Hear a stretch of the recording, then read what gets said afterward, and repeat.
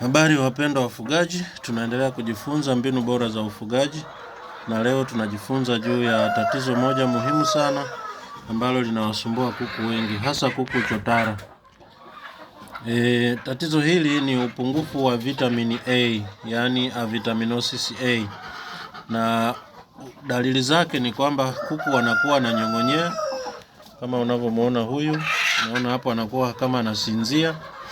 Lakini pia kilemba chake cha upande wa juu kinabadilika rangi, hakiwi chekundu kama inavyotakiwa kuwa kawaida kuku akiwa mzima.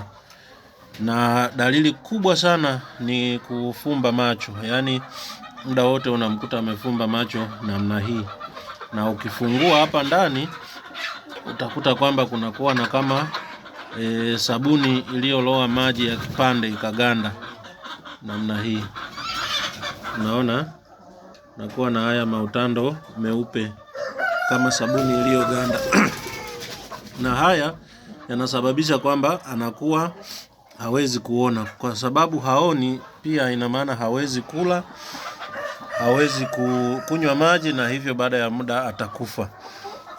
Na tatizo hili mara nyingi linatokea kipindi ambacho kuna kipindi cha kiangazi ambako kama kuku wanatembea nje, ina maana hakuna majani na pengine wadudu ni wachache, kwa hiyo wanakosa kupata vitamini A hasa kutoka kwenye mimea na mboga mboga.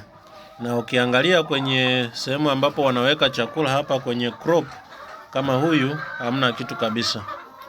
Ina maana huyu hajala siku kadhaa. Na pia ukiangalia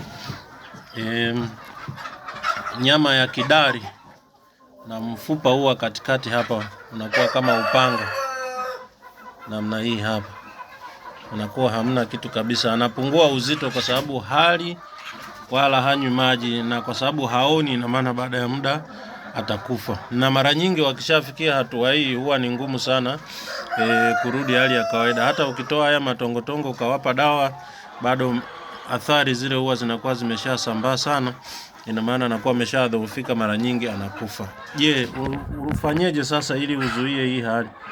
Unapopata tu vifaranga wako, hakikisha unawapa vitamini A kwenye maji ya kutosha. Na vitamini ziko nyingi, lakini angalia ambayo yenye kiwango kikubwa cha vitamini A ndio uwape tangu wakiwa vifaranga. Lakini pia ukipata mboga mboga, kwa maana ya mboga mboga kama chainizi, mchicha, spinachi, matembele na majani mengine ambayo kuku wanaweza kula, hakikisha unawapa kwa wingi ili waweze kupata vitamini A kwa wingi wakiwa wadogo. Wanapokuwa wakubwa wanakuwa tayari wameshajenga kinga kwa kiasi kikubwa, hawatasumbuliwa na hili tatizo.